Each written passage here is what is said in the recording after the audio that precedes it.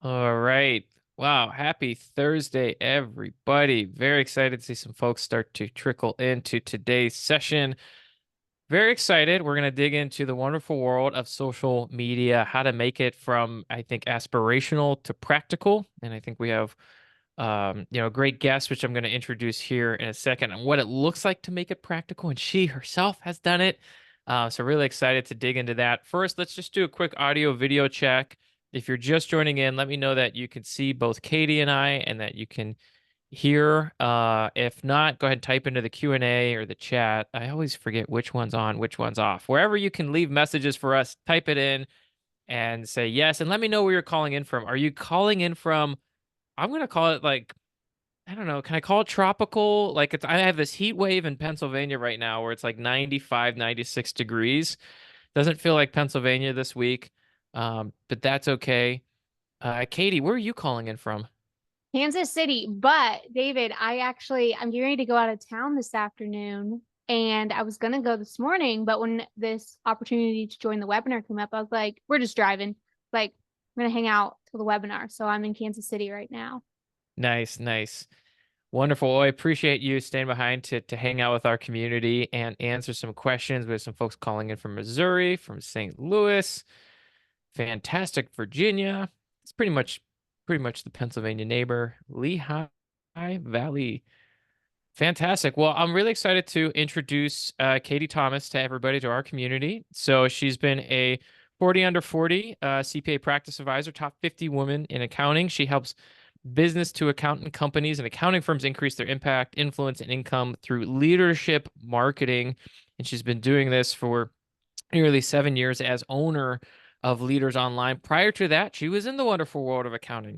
Was a tax accountant at E&Y, so she comes from the industry. And as we've been following Katie's work over the last number of years, she was on our Growing Your Firm podcast years ago. Has continued to grow her influence online. Just as a point, one data point, she has over 46,000 followers on LinkedIn, and I assume it's just been a large driver for her business. And so Katie, welcome to today's session. Hey, thanks for having me, David. I'm excited to chat all about social media and how accountants can truly get actionable results from it, because at the end of the day, I think that's what most of us as firm owners, business owners want to do, is be able to go out and help people, and that requires us taking on new clients. Yeah, absolutely. And I think there's just so much we get to talk about today, which is how do you build the right content? How you stay engaged? How do should you do general content, niche content? What platforms are working? What platforms do you see are working? What are underutilized platforms? I'm so excited for this talk because there's just a lot of mystery. There's the kind of this ongoing anticipation that social media is a really good thing, but it's always hard to find practical advice. So I'm going to give you a really, really big question, and then we can kind of springboard it from there. I will preface all questions with, look, I want to reward people that have come on live to this webinar. Of course, we're going to cut it up and chop it up, and we're going to, do our own social event, and we're going to post it around. But if you have questions, if Katie mentioned something or I mentioned something, you're like, oh, I wish I could get an example, or I'm not sure what she meant, or I want you all to answer my question, type it in. We want to reward people for attending live. That said, I want to start out with a very high level question, and then we can dig into it, which is for somebody that doesn't use social media. And I'm not sure what they mean. I'm not sure if they mean like they just don't go on the internet and they don't participate as a consumer of social media. What I'm taking this question as, I might use it personally, but I don't use it professionally. How do I even get started on this journey? Where do I begin? Okay, so I've got a four-step process for anyone in this boat, or if someone's like, hey, maybe I'm on social media, but I'm not sure if I'm using the right one, or like Yeah. what steps I should be taking. So the first thing is to pick just one platform. Choose a platform. And if you're like, okay, I don't know what one I should pick and focus on, there's really two things to ask yourself. One, where can I easily find my clients? And I will say, for pretty much everyone, they're on all platforms, but certain platforms cater to your clients more. So for example, if you're someone who like is going after influencers, TikTok, Instagram, they're all over that. But if you're like, hey, I'm going after the manufacturing company owner that's a decision maker, you might have an easier time finding them on LinkedIn. So that's the first question. Where can I easily find my clients? Again, a lot of people are on a lot of platforms. You can probably find some of these on all platforms, but different ones are going to have different strengths when it comes to your ideal client. The second thing to ask yourself is, okay, I have a list of platforms that my clients are on. What one plays to my strengths? So if you're someone that is like, hey, I want to go out and post videos or photos, or maybe I already do that, then it's like, great. Instagram, TikTok, all of those are awesome. But if you're like, you know what, I'm not really sure I want to venture into video content or photo content, hey, there's LinkedIn, there's Facebook. They support just written posts. Personally, LinkedIn is a great one for accountants often, since you can easily locate key decision makers, supports all types of content, but that doesn't mean you have to be on LinkedIn. We have clients successful on all platforms. So that's the first thing. Pick one platform. Once you've picked your platform, there's some optimization things you can do to it, which maybe we should come back on if people have questions. But the second thing you need to do is actually go out and connect with your people. So just setting up that profile, it's not enough. People aren't going to discover you. You have to go out and be the one to find your people online. So how can you find them? There's a variety of ways you can do this. Kind of talked about on LinkedIn, you can find them directly. You can find them in groups. So like on Facebook, let's say you work, I'm going to use the manufacturing example again. You work with business owners that own manufacturing plants. There are tons of groups for business owners that own manufacturing plants. There are tons of groups for business owners that own breweries. Find groups and find people in there, and you can start interacting with them there. You can also search for their posts. So like hashtags is a great way to find these people. Or think about who they are already following. A lot of people don't think about this. So let me give you an example here. We have one firm, they just work with online health coaches. And so we blew up his firm from about 10K a month to 70K a month in a matter of 3 months, because we went out and we reached out to health coaches that are influencers in the space. They're business coaches for health coaches. And so they're kind of like that influencer status that all the health coaches that are following that want to grow their business. And by following these influencers, not only did they have a central location to be like, okay, here's a bunch of health coaches that are wanting to grow their business because they're following this business coach for health coaches, but then they also were able to team up with some of those business coaches for health coaches to do like webinars and have affiliate relationships. So all of these strategies work. You just have to figure out which one or ones you want to use. So we did choose your platform, connect with your people. Now, third comes converse with them.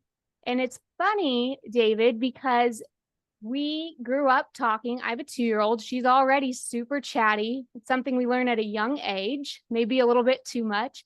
But you tell people, hey, go out and have conversations with people online. And they're like, what do I say? I don't want to be that spammy person in the inbox. Right. And no, either do I. And I don't know why there have ever been people that have taught those methods. You don't need to be that person, but you do need to start conversations. So you could ask them about a post you saw. You could ask them what led them to start their business. You could ask them how they got involved in their industry. You could ask them about anything about them, because if someone asks you a question about yourself, it makes it really easy to respond. So we're now at step 3. We chose our platform. We go out, we connect with our people. We've got to talk to them. And then finally comes the create piece. And I would say that step 4 is where people, if they've gotten past that they have to have a profile, they think, okay, I've got it. If I'm posting, I'm golden. This should work. And I've done enough. But really, content comes last, because content is there for the people that you are connecting and conversing with. And hopefully, eventually, the algorithms recognize that, okay, David follows these people. He has conversations with these types of people. These types of people are interacting now with his content because they're coming to his profile. I'm going to show his content to more of these people. And we would all love for our content to go viral. But unless you are doing these other things, you're just relying on hope that your content goes viral. And that's not a good strategy. So content comes last. It's a fuel to the fire to the rest of everything else. And I don't know how far we want to dig into like how to come up with content, but those are really the 4 steps for anyone who wants to get started on social media, or maybe they feel like they're on it right now, but they're not using it effectively. Yeah, boy, and you're right. I think when we get a lot of questions, I mean, certainly questions about which platform is the platform, and then it's a lot of questions around how to create content that attracts folks to your firm essentially and kind of get them into your buyer's journey. I do want to double click into this converse part because you're right. I mean, I think there's this fear of rejection, fear of putting yourself out there. It's kind of awkward, even more almost in some instances awkward than going to like a networking event because you're reaching out to you're finding 100 strangers on LinkedIn and then you're gonna direct message them like, "Hi, Steve. I saw that you're an owner of a manufacturing firm. How, how'd you get started?" Like you know like how do you? What are some other examples of ways to just be very, I guess, human in reaching Yeah. out in a world where so many people, like you said, they maybe are guarded because they've been spammed before. Yeah. Yeah. So it's always great if they are posting content and you can like reference, hey, I saw, you wrote this. Like, what do you think about that? Um, Another great strategy that you can use is like find list. So I'm just going to use the accounting industry, for example, here. Maybe I look up top 40 under 40 and I congratulate all those people on making it on the list. And then I ask them a question like, hey, what would you say is like led to your success here? Or just ask them some question after that. Another thing you can do is set up Google alerts. So Hmm. maybe you're following like a certain industry or certain companies, and you'll actually get those Google alerts sent to you every single morning in your email. And you can be like, hey, I saw this uh, article come across, and then ask them a question. The list thing is so underrated, and there's pretty much a list for every industry. Like just thinking about the accounting, there's top places to work, there's innovators, there's the 40 under 40, there's QuickBooks Pro advisors, like top 100. There for every industry, there are those lists. And saying congratulations to someone, that is already like people love that. They love to be recognized and rewarded, and just making people feel seen. Yeah. And you're going to put yourself, you're going to stand out. You're not a bot if you're messaging them like, congratulations on making this list. I love that because it also takes where are you getting the initial outreach from, right? So you could be cold looking up on LinkedIn, but you're saying look at an industry list, look at conference speakers, look at like you said, if you're joining a group, the people that are posting so much, you can be commenting there, and that helps introduce to the conversation. I love that.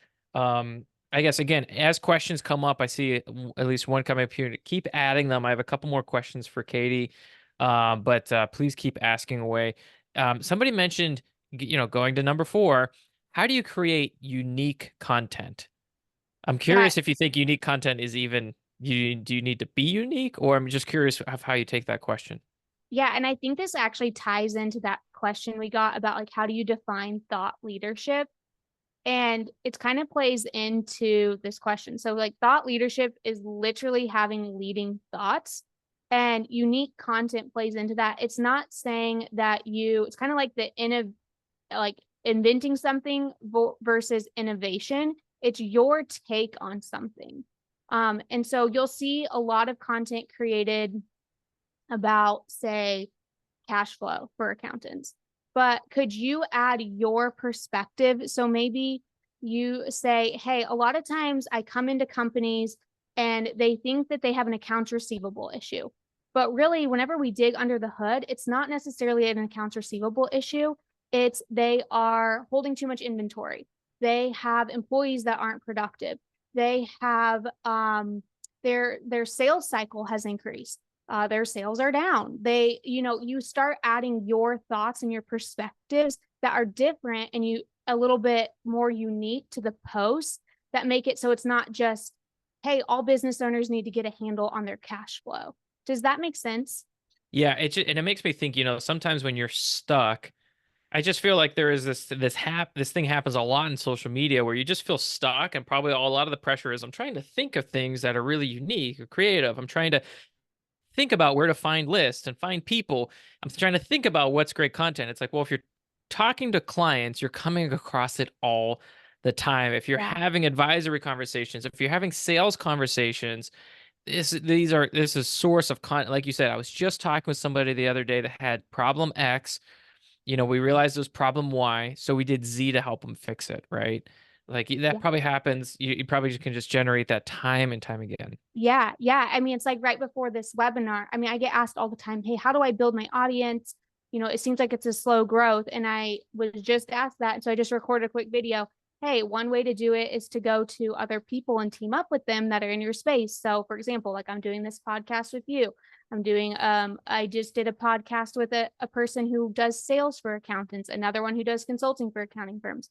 Take what you're doing already, what questions you're answering, and just capture them. Yeah, I love that. And it's so great that sometimes we think about these social media platforms, we think about LinkedIn, right? And we're like, well, where do we find prospects? But your point earlier was somebody who's targeting health coaches, which is like, well, I can also use social media to find people that are also talking to, selling into the prospect that I want to be talking to. So, whether it's nonprofits or it's health coaches or it's manufacturing, there are other service providers that are probably connecting with them, some of which might have already gained a social media following by offering, X, Y, and Z advice or thought leadership. These are also great people to reach out to and say, hey, I actually provide this complimentary service for them. I'd love to like catch up and hear more about what you do. And it's just a great place to kind of build content partnerships too. Yeah, yeah, no, exactly. And especially being an accountant and like the true business advisor, you already like people love collaborating with you.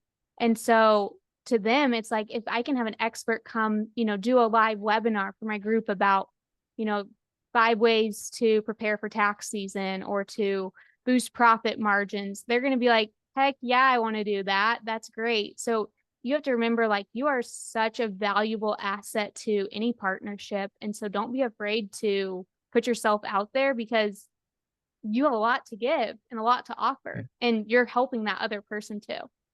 Speaking of which, a lot to give. Jeff typed in, Jeff, good to see you again. How do you engage with clients who think that thought leadership is scary and unattainable, right? Like, well, yeah, that works for Katie. She has this like great personality and she's out there and, bombastic and all these great things. But me, I'm more introverted. And how do I put myself out there? So I always, if someone's open to learning, I will hold your hand through the process. I will brainstorm ideas. I will help you with your messaging. I will help you, come up with unique and creative ways, kind of like we talked about, to find people. But I'm never in the business of convincing anyone. If someone thinks this isn't for them or they aren't interested in it, that's never going to work for them. The strategy is not going to work because you have to be open minded. And at the end of the day, like, for example, the best content ideas, I can be your partner and I can ask you questions to help pull those out. But if you're like, this just isn't for me, I don't care about this, I don't want to do this, then it's not going to work and it's not Yeah. going to be a good fit. So I'm not in the business of convincing anyone. I'll help you though, if that's something you want to do. Yeah, and look, it's hard to know exactly what folks find scary or intimidating about it, but I think your point earlier, which is where does your ideal client hang out? And then I think typically have a choice of video, visual, written, right? Like you can, there's X and Facebook. X and Threads. There's Facebook. There's LinkedIn. There's Mhm. YouTube is obviously big, but I mean, nobody kind of talks about Spotify being social media, but there's all these audio Yeah. platforms that are coming out. Some of them do have a lot of social components to it, and so sometimes, we've even seen firms, that we've picked up in our community that will do a great job on like LinkedIn. And that's because they can sit down, they can write it out, they can review Mhm. it, and they put tonality. And with AI tools, you can adjust the tone if you want it and it'll be rewritten with these tones, because they don't want to be on video and they don't want their voice out there. They don't want their image out there. Okay, I love what you said. Just pick one, make sure your idle clients are there or it's all useless, and then you can kind of play with the medium that best fits your where you're at today. Yeah, yeah, and I do think it's important to note, like in Jeff's comment now, kind of rereading it. Um, if it's just more so like scary and you're like intimidated by it, a lot of times having that plan and kind of having someone, guide you through those 4 steps, that's the hardest part, is like knowing where to start. And then it's like just taking those actions, because most things are scary until you do them. I mean, it's new, it is uncomfortable, and it's okay to be uncomfortable. But if you can push through that, that's different than someone coming to us saying, I don't think that this will ever work or help me. If you're just scared or, intimidated, like you can always work through that. Yeah, yeah. I'm going to give you some tactical questions here, and if we need to zoom back out to principles or frameworks, then whatever which way you want to do that. But somebody said, how frequently, and they did ask, and what should be posted on social? I think we covered a little bit of the what, but how often? And then also, I'm going to add, for how long? Like, how long do you need to be doing this on a consistent basis to kind of see if you're going to gain any traction from it? Yeah, so every platform's a little bit different. For like example, X, it's a live feed. So if you're not posting all the time, you're not at the top of the feed. Whereas a platform like LinkedIn, posts live longer, and you might be able to get away just fine with posting like Monday, Wednesday, Friday, and you're still showing up in people's feed. Instagram used to be one where you would rarely see a post that was, more than a few hours or especially a day old. But I'm noticing now that they're bringing back some of that, where like you scroll and you're seeing a post that someone posted 3, 4 days ago. And so I think that's interesting, because I think they're trying now to prioritize great content and pushing great content rather than just volume. Um, if just a broad general answer, if you're going to post and you want to start posting and you don't want to overwhelm yourself, if you can try to do Monday, Wednesday, Friday, like 3 good pieces of content, um, and if you're on like Facebook, LinkedIn, Instagram, TikTok still pushes more, I would say, but that's like a good starting point that most people can feel comfortable with, because it's not like, hey, you need to be posting every day, but it's still enough that's going to get you in a habit and a consistent process of doing it. Okay. And at 3 days a week, the content we talked about inspiration from client FAQs. What are some other, I guess, there's, three a week, 12 FAQs a month, times it by 72 FAQs in 6 month period. It's kind of intimidating. So what other types of content do you think could be used for inspiration for Yeah, that are posting? so I think also, like we kind of talked about before, like leading with your like unique take or twist, but also just thinking about some of the transformations that you've had with clients is really, really powerful. So tell stories of how you saved someone on taxes. Like, rather than saying, hey, here are 3 tax tips, you could be like, hey, here's how we saved this client this amount of money using these 3 strategies. It's like a little bit different of an angle that's getting and hitting on the same points. So people always love to see stories of other people having success so they can resonate with them and be like, I can do that too. Um, you can also share things about you personally. People have different feelings about this, but ultimately we're all people. We're all just looking for points of relation. And so maybe you are someone who is balancing being a parent while also running a business. That can be something that can be a connection point that opens up a conversation with someone. Is it trying to sell your services? No, but it can establish a relationship with someone, which who knows where that will go. You can also look for content creation partners. So maybe you team up with people and you do once a month, you decide, hey, with this lawyer or with this financial advisor, we're going to put on a monthly call. And 2 of my posts a month are going to be talking about promoting this event. We're also going to record that, and we're going to pull out, maybe 5 posts from this monthly call that we're recording to post as insights and takeaways from it. So there you go. Now you've got 7 pieces of content just from that. Trying to capture what you're already doing, I think that's one of the biggest Yeah. keys that someone can do. So if you can, like, put up a phone and record your client calls and turn those into clips. If you don't want to have them on video, run them through a transcript and then ask AI to pull out the most important pieces and you can turn those into posts. There's so many ways you can do it. Those are just a few of the many. So many pockets we can go into. I want to ask you about some of the AI tools you've been using to help with social media. Um, one thing, and you can tell me if this is wackadoo or not, but when we decided to start to get serious about LinkedIn, which was really just the beginning of this year, one thing I did was I kind of just went full focus on the only thing I care about LinkedIn is following people in the accounting profession. Prior, it had been some software people, some accounting people, other vendors, and I said, I'm just focused on accountants. That's the only people I want to talk to. That's the only people I want to connect with when I post. That's the only people I'm talking to. And that's it. And then that's the only people I'm following. And it's been a great source of inspiration because I'm seeing all the articles they're posting, and it's helping me think of different takes or different ideas of what we can approach as we're thinking about new software features. I'm pushing out questions to the audience to think about time tracking or billing or pricing or whatever it may be. And if I want to talk about SaaS and software and stuff like that, I'm going to go somewhere else. Like I have a different platform. I'll typically go on like Twitter or X and I might talk there, but LinkedIn, that's the only thing I'm doing. And I don't, there's times where I want to even like comment on a SaaS founder, but I'm like, no, that I can't split my brain two ways. It is only accountant on LinkedIn. Yeah. Yeah. And we have some firms we work with where maybe they have a like a marketing niche for the firm. And then they may also have like a mastermind for accountants and splitting those on different platforms and having different audiences. That's so important because if you're trying to like talk effectively to two audiences, like you're Yeah. just going to turn off one or the other and now no one's following you. And plus, the algorithms, they want to feed you what you want to see and vice versa.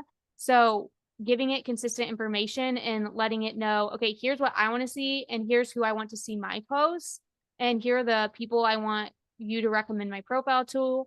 Yeah. It's all connected. I don't know. Is it possible to be successful on like a LinkedIn? We'll key in on there because it's just been it feels like raising popularity of late. Is it possible to do a successful social media strategy and not pick a certain niche or industry? Like some firms we talk to, they're like, we serve six different industries. Like can you pick one? Can you pick the one you want to grow the most, is most profitable? I mean, is it possible to be generic on social media and stand out? I mean, there's always going to be people that go against averages and trends, Yeah, but what is the path to least resistance? And yeah, that's absolutely having a niche. And for firms that are like, well, I can still work with a lot, don't think of it as you can't work with other people. It's just a marketing niche. It's something to focus on to then, like we just talked about, help the algorithm to give you focus on who am I going to search for today? What conversations am I going to have? What content am I going to create? I mean, maybe you're talking to Airbnb investors and you're talking about vacancy rates. It's like if yeah. I'm now going to post something for veterinarians, they're going to be like, I don't care about vacancy rates. I'm just going to stop engaging with you. And not only are they signaling, are they going to stop engaging with you, but they're signaling to LinkedIn that you have bad content. So pick a marketing niche. There's someone who's really popular named Justin Welsh on LinkedIn, and he shares a lot of content. And some would say he doesn't have a niche because he markets to solopreneurs, but I would say, okay, that's still a niche in itself. It's like, it's not entrepreneurs, it's Yeah. solopreneurs. But I would say he's someone who I know that has a very wide audience that has been successful. But again, it's like pick the path of least resistance. I love that. And sometimes you'll see an influencer that has 100,000, 500,000, a million followers, and you're like, well, they're generic. Well, it's like their first 10,000 was probably very, very specific. It would be like, solopreneurs who ran e-com sites or something Yes. like that. Yes, Um, exactly. Susan typed in, she said, I've been using Facebook, LinkedIn, and Instagram. I'm surprised to find that I get more interaction. I'm assuming this is comments and DMs through Instagram. How would you interpret that comment? Do you feel like that's probably where her ideal client lives, or do you think Instagram has a unique moment going on where there's a lot of engagement? I would wonder like is the interaction what she wants? Because just getting interaction from, anyone, like not all engagement necessarily is helping you build your goals. Mm. So is it what you want? And if so, then I would double down on that, because those are all signals and signs that things are working and they're moving in the right direction. Yeah. It also points to, I love what you said. Is it serving your goals? So if it's to gain more clients, are you seeing that, how did you hear about us? How did you learn about us? And you can, track some of these in some simple ways. It is funny on LinkedIn. I've posted stuff and then I would have lunch with somebody and they go, I saw that post of yours on LinkedIn earlier this week. I'm like, you didn't comment, you didn't like, Always, but you are a always. perfect client. You're a perfect customer. So it's sometimes so hard to tell, like you said, the quality. And I think that was a great call out. That's funny that you say that, because I've found that almost like very frequently it's the lurkers that they never comment, they never like, and then they book a call on your calendar and they're like, I've been following you for years. And you're like, okay, well, I'm glad you've gotten value. Yeah, I wish you would have known that when I was like questioning my sanity for posting on this a year ago. Cindy asked, when starting the business LinkedIn account. Oh, I'm also curious to get your take on personal versus business accounts, by the way. Should I post a bunch of posts initially so that my LinkedIn page has a lot of posts, or is it okay to just do one a day for a while so they build up over time? I would just try to be consistent and post one a day so they build up over time. Um, a little bit about like company pages, and we can talk about LinkedIn. Facebook's like another good example. LinkedIn has been very transparent that they prioritize people's profiles over companies in terms of like showing content. If you post it, say, on your company page or your personal page. And one, this makes a lot of sense, because if you think about, who did you last interact with on social media? Yeah. Was it a company or was it a person? For most of us, it's going to be people.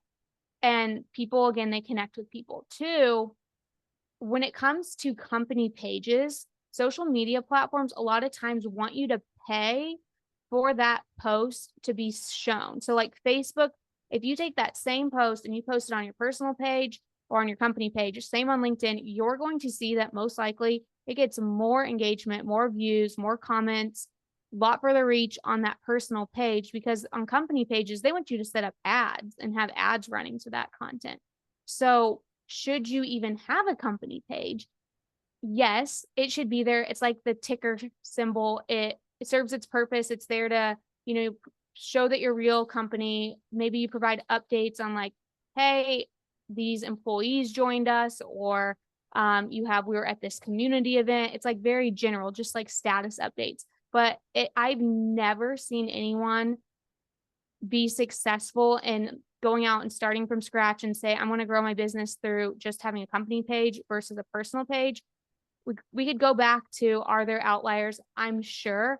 I've just never seen it. And consistently, whenever we look at companies who post on their company page and also are posting on personal pages, the personal is what's driving the actual Yeah. business result.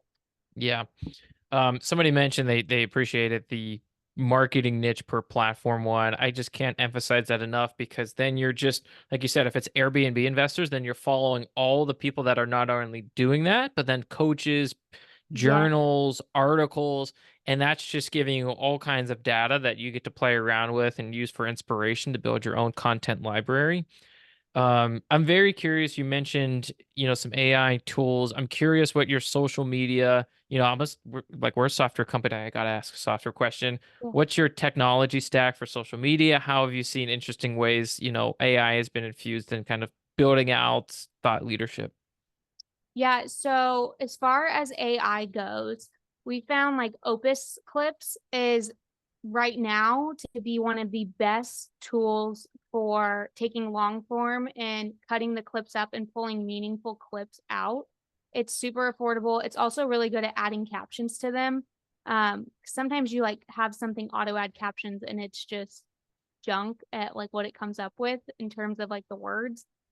So that's definitely been a great AI tool for like chat GPT editing posts. If you're trying to get it to rephrase something is great. Or if you're like, hey, maybe we go back kind of to that cash flow example. If you're like, I want to make a post about cash flow, but I want to give 5 examples of ways that a business owner might think that they are struggling with cash flow, but it's not actually a result of accounts receivable. Giving it very specific prompts like that to help you brainstorm can be good, but you still have to have the leading thought for the content to be quality, because we've all seen the posts that are like, have the emojis with the rocket ships, like, and they say, let's delve in this together.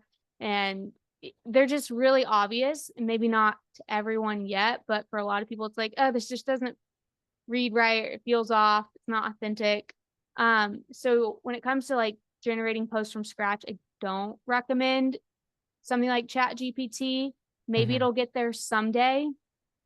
I would think though, using AI, like I said, to take your content you already created, like Opus clips, cut it up, it's great for that.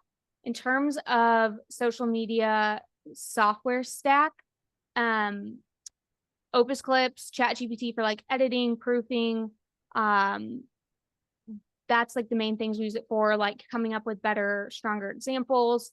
Yeah. And then we actually post everything manually. We played around with all the posters, like Hootsuite, Metricool, all of them, but we found that like posting manually and just making sure that when we post, we go in, and for like our clients that we are ghost managing, or like me and my profile, using that time to actually go in and engage, it gets you on the platform and you're rewarded for it. It's like, I'm going to go post, I'm going to go engage, I'm going to be active on the platform. Like, that's what the platforms want. They want you to be social. And so, should you never use a scheduler?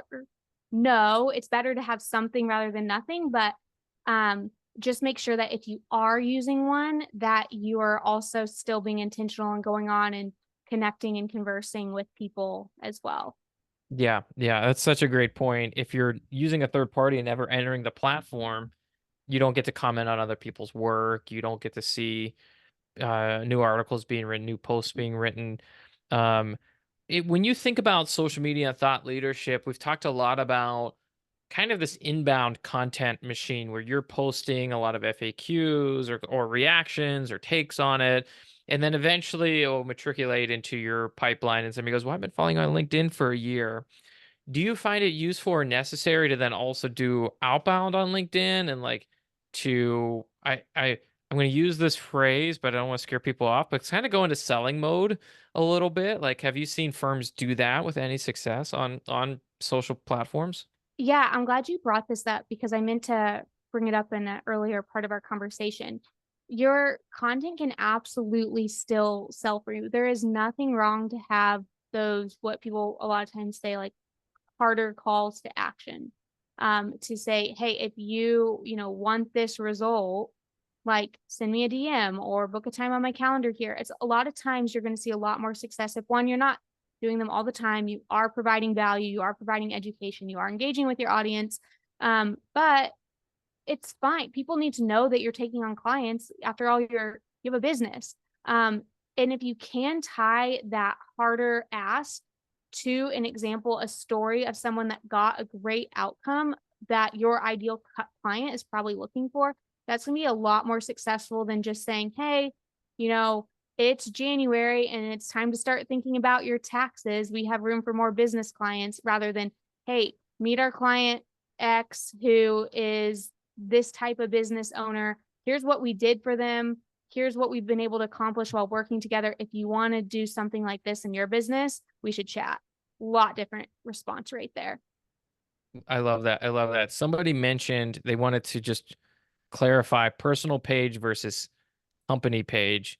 Kate, if you don't mind, I will share my screen and I'll just show you that. I mean, for folks That'd be watching, I great. mean, I think the difference. And Katie, can you please accept my request? Are you I'm, outstanding? I'm out. Okay. You know what? I think I was like getting ready for this. I was like, well, I'm not connected with Katie. What is going on? Okay. So I'll go here's and Katie's. accept that. Here, I was just kidding. The 46,000 for Katie, right? So she has this huge following. This is her personal profile. And then we have our company Leaders Online, right? That's the big difference, right? And like Katie, you mentioned, like people interact with you. They want to interact with Katie. The actual corporate entity, they don't have as much engagement. Is the Yeah, do yeah, we don't put a lot of effort at all into there. yeah. But if we did, and I know some companies who get good like personal pages get good interaction and the company's still just slow. Yeah, I've only seen, frankly, when some of the firms that we follow, the only times that the firm page gets good interaction is they might say something like an employee got promoted, or we're bringing on some people, or we just had a retreat and this is what happened, or we hit this firm milestone. You might get some people for like these one-off celebratory moments. It seems to drive engagement. But if you're posting thought leadership, I've almost never seen thought leadership do well on a company page versus me opening up David Costello or you opening up Katie or whoever else, in the space is just posting from the personal one. Somebody said, do you have any accounting companies that set a good example of what you think is good social media marketing? Yeah. Got to shout out Kelly Roars here. She is an example of someone who does a lot of different types of content from video to written to she'll, ask people to work with her some. She shares a lot. But check out Kelly Roars. She's a great person to follow. Check out Brandon Hall. He's known as the real estate CPA. I think he's a great example for someone very niche to follow.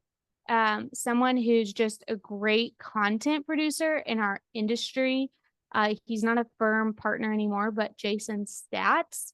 There's honestly a lot of great accounting content creators, and I think like those three, they're all very different, but they should all hopefully spark some inspiration for you. Yeah, I love that. And I'll just do a quick, this is the benefit of being live and asking these questions. So here's Brandon Hall. Accounting services for real estate operators and investors. Like Katie talked about, very niche. And then look, what contribution to my 401k should I contribute to max or just enough to get to the company match? My somewhat contrarian take, right? So here's a question he gets, and then here is his take. In this case, it's written, right? So this is what, I was talking about, it's a great question. And so I want to highlight them and, great follower activity. Um, but he has some really great, like, I got this question, or people think this about taxes. Here's what you actually need to do.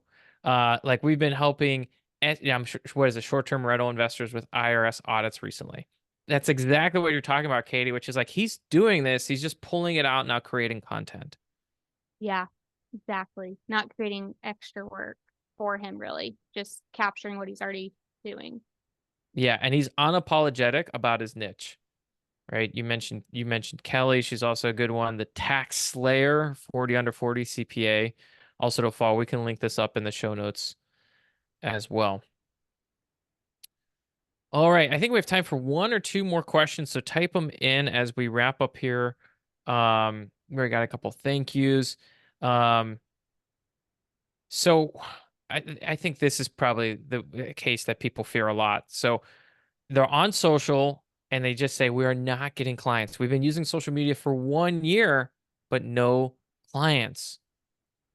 What questions would you start asking them to help start steering them in a productive direction?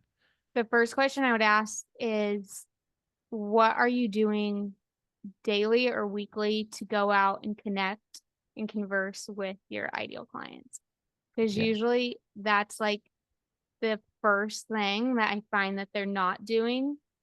And if they are, like maybe they use some sort of automated outreach tool or they've tried that previously.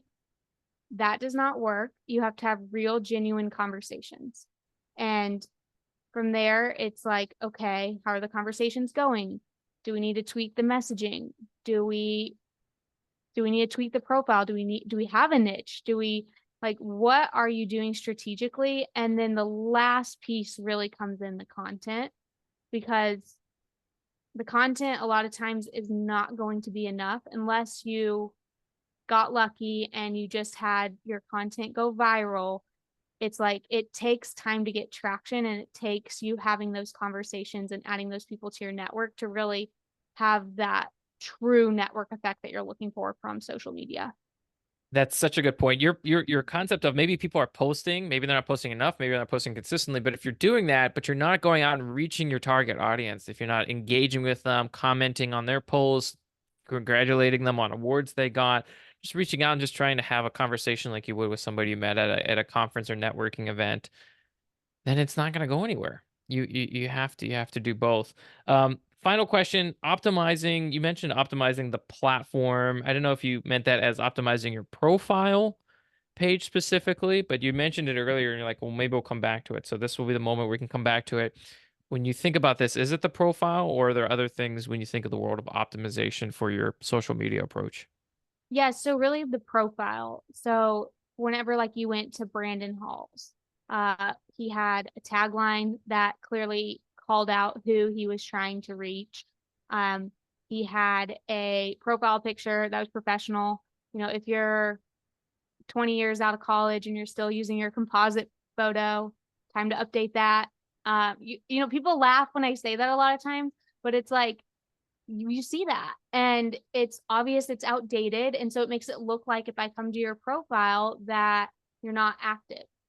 So the profile picture, if there can be a banner photo on the platform, you know, depending on what platform you're on, there may or may not be a banner photo. Update it. You can go to Upwork, Fiverr, get someone to create one of these for you for $10. It's super affordable. And then we kind of talked about like your tagline or your headline, depending on like what profile you're on. And then some platforms also have an about section. So you can really use this to share about like who you work with, how you're different, what your process is, how someone can get started. It's interesting. A lot of times people forget in these sections to talk about like where someone should go for a next step. Hmm. So should they send you a DM? Should they go to a Calendly? Should they go to a website? Like, what does that look like? And then certain platforms also have other things like you can do a featured section on LinkedIn. This is a great spot to link wherever someone should go to contact you, or an ebook or some sort of asset that you want someone to have. A lot of times people will make the mistake of pinning like a really popular post, but like, what's that going to do for you ultimately? You should use it to link to assets that you want to drive people to. So those are a few quick things that people can do to optimize their profile. Fantastic, fantastic. And I also want to reinforce, some of the examples you brought up. Yes, I mean, you mentioned Justin Welsh earlier, and the guy has hundreds of thousands of followers, but you also mentioned, Kelly's doing a great job, and I see a lot of engagements on her posts. We're actually going to have her on either one of these panels or podcasts in the future. And I mean, it's a lot relative to zero, but it's 12,000 followers. We're not talking about a million. We're not talking about 100,000, but there is a tipping point where it could have a real business impact. Katie, if our audience wants to reach out, connect with you, I know we're going to launch a poll here in a second, and we only gave you a brief intro, but as we're launching this poll, what is the best way for our community to reach out with you, connect with you, or just say thank you for coming on? So I'm Katie Thomas, CPA on all social media platforms. You can always send me a message on honestly, I'm on all of them.